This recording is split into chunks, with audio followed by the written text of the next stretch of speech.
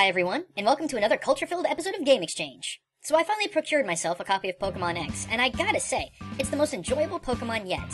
I, like many others, have run through the main campaign and toppled the Elite Four. However, unlike most other people who are busy super training their teams and fighting friends, I've been doing a whole lot of this. Yeah, I've traded some, trained some, but I'm just kicking back and taking the game easy. But by doing so, I've noticed a wealth of cultural references and information that is just strewn across this game. Now, it's no surprise to anyone that the Kalos region is based off of France. I think we all went into this knowing that, but the big question here is how deep does it go? With that in mind, grab yourself a brioche dorée baked good and a lovely bottle of Bourgogne, and let's dig into it. You know what's crazy? The very first person we see in this game has a French reference, Professor Sycamore. While yes, his English name is fairly plain, his Japanese name of Professor Platan, which is also shared in the French, German, Italian, and Korean versions of the game, is very French. The word platan itself is the French word for the plantainous tree, commonly referred to in North America as sycamores. Well, I guess there's the connection. But even still, this guy is just way French, and not an offensive twirly mustache accordion Jerry Lewis kind of way either. He's just so darn easygoing, and let's face it, incredibly suave. That hair, those eyes, just enchanting. Right, what was I saying? The dude is also spouting more French words than anyone else in this game, and that theme song, just give it a listen for a minute.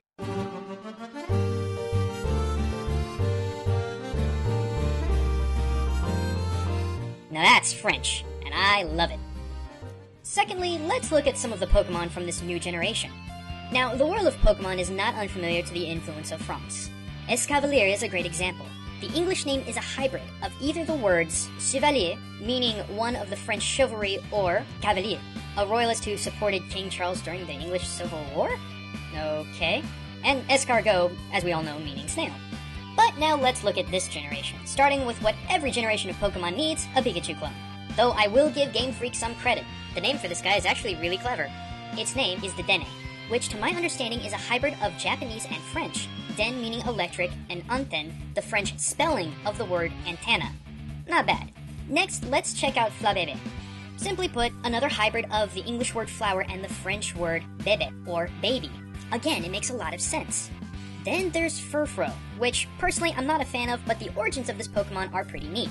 Yeah, the English name is basically a hybrid of fur and frou-frou, whose meanings I think we have a solid grasp on. But the Japanese name, Torimian, is far more interesting. This is the only Pokemon in this game that can be styled. With that in mind, this name could come from the words trim and the French très bien. Might be a bit of a stretch, but I could believe it. Lastly, how about Vivillon? This one is actually really cool because it has multiple meanings spread across the languages. There is another Japanese-French hybrid possibility with this Japanese pronunciation of the name. See, Japanese doesn't really use V sounds in its language, so it substitutes with a B sound, making it Bibion. The whole name could be a hybridization of the kanji bi, meaning beauty, and the English word vivid, and the French word papillon, meaning butterfly. The name could also come from the Spanish phrase vivienne, meaning I lived in, which makes total sense because this Pokemon looks different depending on whatever region lock it was captured in. Let's talk about the geographical setting of this game. Now, I can't speak much for the other towns in this game and how they may parallel their French counterparts, but check this out.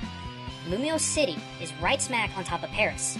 What's obvious about Lumiose City is geographically it's trying to mirror Paris right down to the Eiffel Tower. But the name is what may need to be in question here. Now, a lot of people understand the City of Love to be Paris's nickname, but another, possibly more understanding name of Paris is La Ville Lumière, or City of Light.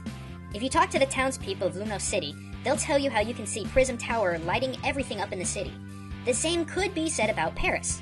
In 1817, Paris became one of the first cities in Europe to use gas lighting through a major thoroughfare, the Passage des Panoramas.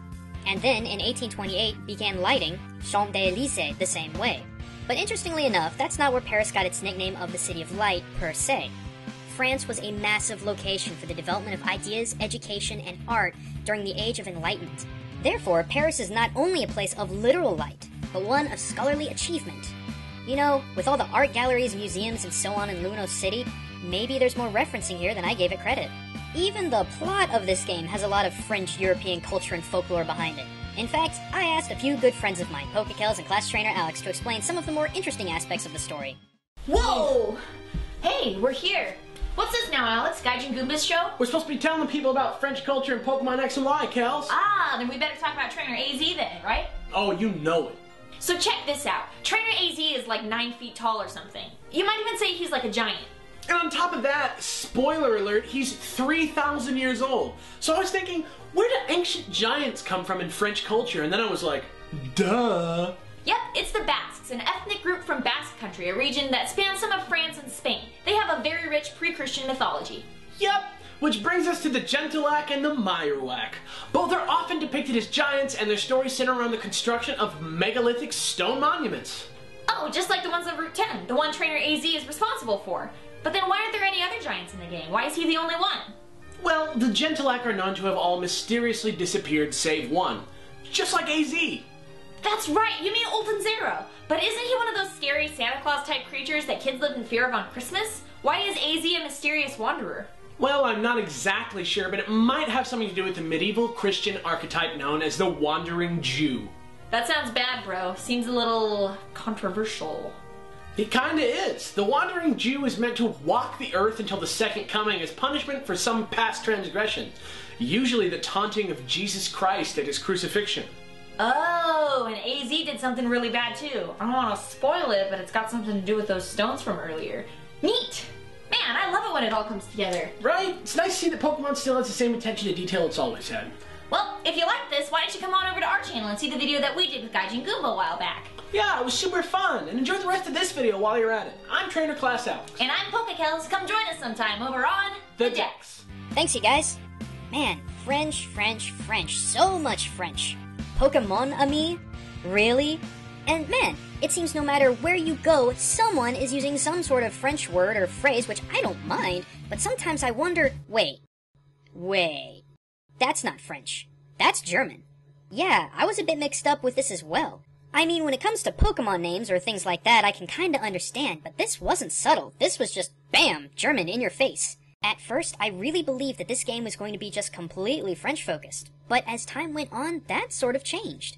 This, my little Gaijins, leads me to the very last thing that I want to point out, and it involves the credits of this game.